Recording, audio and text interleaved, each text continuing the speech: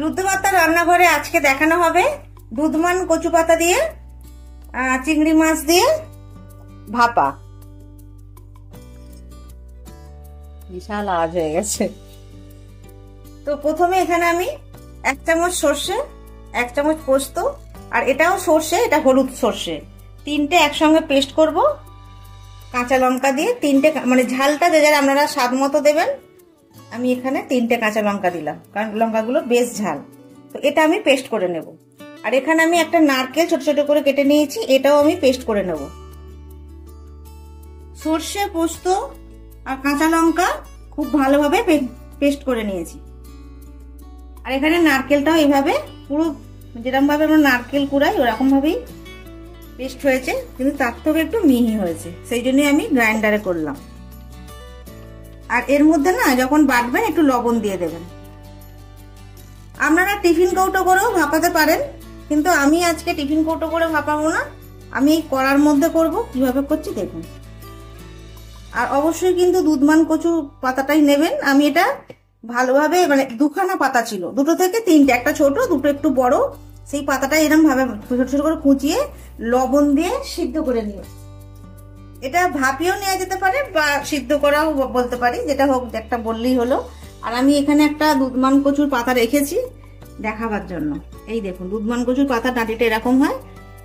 আর যেগুলো কচু পাতা যেগুলো কি খাওয়া হয় না, সেগুলো খায় অনেকে, তো সেগুলো একটু সিঙ্গাড়ার মতো আরো বড় বড় হয়ে হলো হয়, এগুলো একটু ছ্যাপটা ছ্যাপটা দাগ থাকে। তো এই পাতাটা আমি দেখাবার জন্য রেখে দিচ্ছি। এরকম কচি কচি পাতা নেওয়ার চেষ্টা করবেন। এই দুধমান কচু পাতাটা মামি শাশুড়ির মেয়ে, মানে ননদ এনেছে হালিশহর থেকে।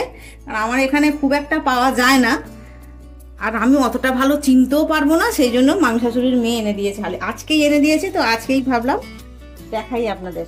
আচ্ছা, এই পাতাটা আমি লবণ দিয়ে সিদ্ধ করে মানে জলটা ভালো করে ঝাড়িয়ে নিয়েছি। আর এখানে চিংড়ি মাছটা আমি একটু বড় সাইজের নিয়ে ফেলেছি, মানে ছোট সাইজটা নেই। তো এর থেকে ছোট সাইজেরটা কিন্তু আপনারা নেবেন, কারণ সেটাই এর জন্য বেটার। এটা একটু বড় বড় সাইজের হয়ে গেছে চিংড়ি মাছটা, তো আপনারা এর থেকে একটু ছোটই নেবেন।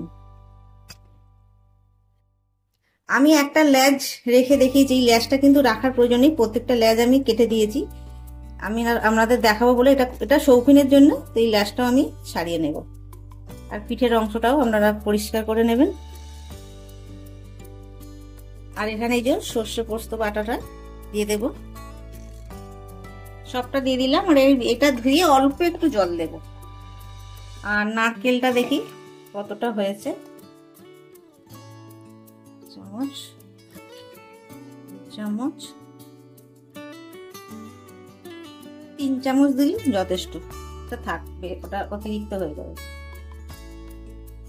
হলুদ দেব হাফ টিস্পুনের একটু বেশি দিলাম, তবে কালারটা সুন্দর আসবে।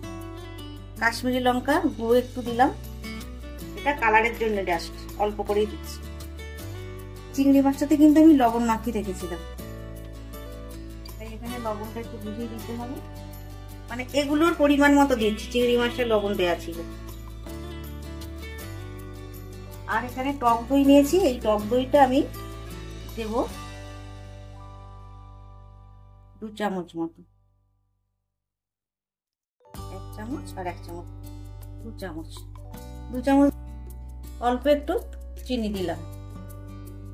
এবার এটা আমি খুব ভালোভাবে মাখবো। এবার এর মধ্যে দেব সর্ষের তেল,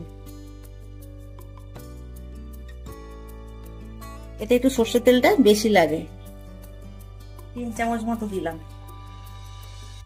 মানে 3 চামচ, মানে ছোট চামচে নয় কিন্তু, এটা বড়, বেশ আন্দাজ করেই দিয়েছি। কি সুন্দর ছাঁচ বেরিয়েছে।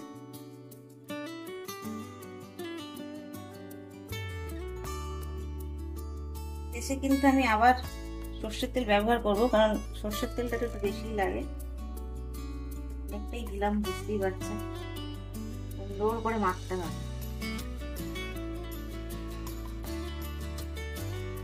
এটা আমরা টিফিন করেও তো করতে পারেন, আরও বলেছি, তো আমি এটা কড়াতেই করছি। দেখবেন কড়াটা কত খুব সুন্দর হবে। মিক্সির বাটিটা ধুয়ে একটু জল দিয়ে দেবো, কারণ চিংড়ি মাছটা সিদ্ধ হবে ভাবে ভাবে। ব্যাস হয়ে গেল। কটা কাঁচা লঙ্কা একটু একটু চিড়ে দিলাম, একটু গার্নিশিং এর জন্য থাক। অল্প করে চিড়ে দিলেই হবে, এর একটা সেন্ট আসবে। তো এটা আমি গ্যাসে বসিয়ে দেবো। প্রথমে হাই ফ্লেমে থাকবে, আর যেই একটু হাই ফ্লেমে দেওয়ার পরে একটুখানি মানে ফুটতে শুরু করবে তখনই একদম লোতে করে ঢেকে দেবো। ফার্স্ট বার ফুটে ওঠার পর আমি লো ফ্লেমে করে দিয়েছিলাম, আমরা ভিডিওতে বলেই দিয়েছি। তো তারপরে আমি এইভাবে 2-3 বার নেড়ে দিয়েছি, ওই মিনিট 3-4 করে হয়েছে। আবার এরকম ভাবে নেড়ে দিয়েছি যাতে চিংড়ি মাছটা খুব ভালোভাবে সিদ্ধ হয় আর সুন্দর একটা গন্ধ বেরিয়েছে। আর কিন্তু এর মধ্যে একটু জল দিইনি, ওই মিক্সার গ্রাইন্ডারটা ধুয়ে মানে বাটিটা ধুয়ে যেটুখানি জল দিয়েছি ওটাই। এইভাবে মাঝে মাঝে উল্টে দিতে হবে আর ঢাকা দিতে হবে। সুন্দর চিংড়ি মাছ সিদ্ধ হয়ে গেছে ভাপেতে, আরো মিনিট 3-4 হলেই হয়ে যাবে। 2 মিনিট মতো হয়ে গেছে, 2 থেকে 3 মিনিট হয়ে গেছে। একদম চিংড়ি মাছ একদম দেখুন গলে গেছে। এবার এর মধ্যে ওপর থেকে একটু কাঁচা তেল দেবো, ব্যাস আমাদের রেডি হয়ে যাবে। যে সত্যি একটা সুন্দর গন্ধ না। আর এই সময় একটু নুনটা চেক করে নেবেন। দাঁড়ান, এর মধ্যে একটু কাঁচা তেল দেবো, কাঁচা তেল এই ফ্লেভারটাই থাকবে।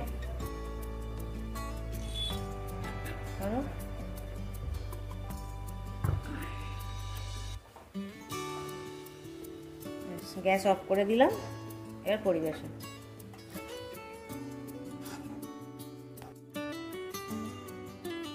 ওই যে কচু পাতাটা রেখেছিলাম ওটার মধ্যেই আমি পরিবেশনটা করছি।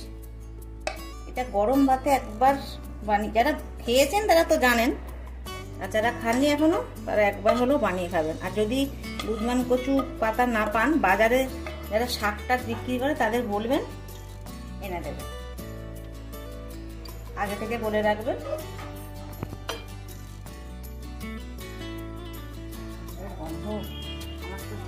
তৈরি হয়ে গেল কচু পাতা দিয়ে চিংড়ির ভাপা। এই রেসিপি যদি আপনাদের ভালো লাগে অবশ্যই বানিয়ে খাবেন। কেমন হয়েছে কমেন্টস করে জানাবেন, লাইক করবেন। অবশেষে বলি আমার এই চ্যানেলটা সাবস্ক্রাইব করবেন।